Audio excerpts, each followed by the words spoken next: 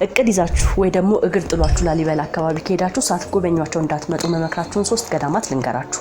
የመጀመሪያው እንግዲህ ሁላችንም የምናውቃቸው ንጉስ ቅዱስ ላሊበላ የሰራቸው ውቅር አብያተ ክርስቲያናት ናቸው። ከዛ በተጨማሪ ግን እዛው አካባቢ ከላሊበላ ከተማ ወደ ኋላ መለስ ብላችሁ ከኤርፖርት እንደወረዳችሁ ያለው ተራራ ስር ያለው የቅዱስ ንጉስ የናአኩቶ ለአብን ገዳም ሳታዩ እንዳትመለሱ።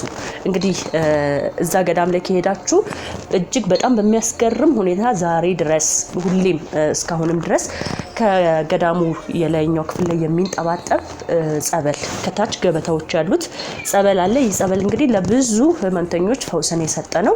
በዛውም ተጠመቃላችሁ እንዲሁም ደግሞ ተጣጣላችሁ ማለት ነው። ከዛ በተጨማሪ ደግሞ እንግዲህ ሶስተኛውና የመጨረሻው ደግሞ ወደ ብልባላ ከተማ ሄዳችሁ ከከተማዋ ወጣ ብላችሁ በእግራችሁ የታላቁ ቅዱስ የንጉስ ይምርሃነ ክርስቶስ ገዳም አለ። እንግዲህ ይህም ገዳም ደግሞ በጣም ብዙ ጥናት እየተደረገበት ያለ ባህር ላይ የተሰራ ገዳም ነውና ብትሄዱ በጣም ብዙ ታሪኮችን ታያላችሁ።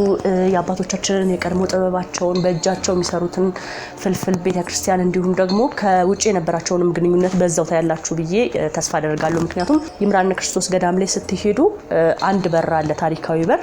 ይህም በር ደግሞ ከሌሎች ሀገራት በተለይ ደግሞ ከአረብ ሀገራት የተበረከተላቸው እንደሆነ ታሪኩ ያስረዳል ማለት ነው። ከዛ ውጪ በጣም ብዙ ቅዱሳን አጽሞችም አሉ። እንግዲህ እነኚህን 3 ገዳማት ሳትጎበኙ እንዳትመጡ ጥቆማ ለማድረግ ያህል ነው። እነዚህንና ሌሎች ታሪኮችን በቀጣይ ገጽ ዩቲዩብ ቻናሌ በስፋት የምነግራችሁ ይሆናል። እስከዛው እናንተ ደግሞ ቻናሉን እየተወዳጃችሁ ተጠብቁኛላችሁ ማለት ነው። መልካም ጊዜ